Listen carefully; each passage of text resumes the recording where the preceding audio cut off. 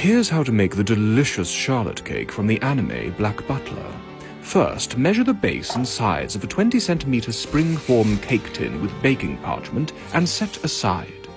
Next, in a large bowl, beat 5 egg whites with 90 grams of caster sugar to soft peaks. Once done, add the 5 separated egg yolks. Next, add 270 grams of plain flour. You may want to add 2 teaspoons of corn flour to give the batter some structure. Once done, measure the band of baking parchment for the rows of ladyfingers and pipe the cake base in a swirl and bake the base and ladyfingers at 180 degrees Celsius for 12 minutes.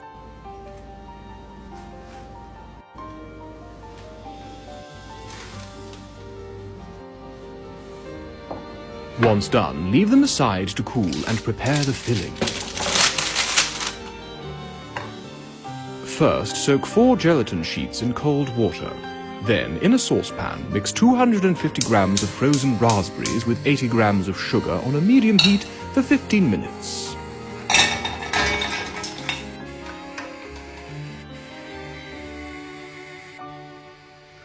Next, wring out the gelatin sheets and add them to the warm raspberry coulis and stir until dissolved. Then strain and press the juice and set it aside for later. For the mousse, beat 500 milliliters of double cream until spreadable and add the raspberry coulis and mix well.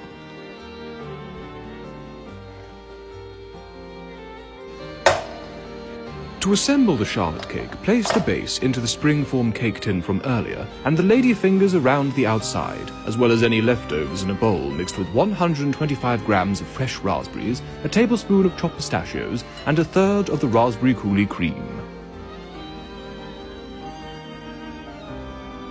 Spread some strawberry jam on the base, followed by half of the mousse, top with more chopped pistachios, then the ladyfinger and cream mix, and finally the rest of the mousse.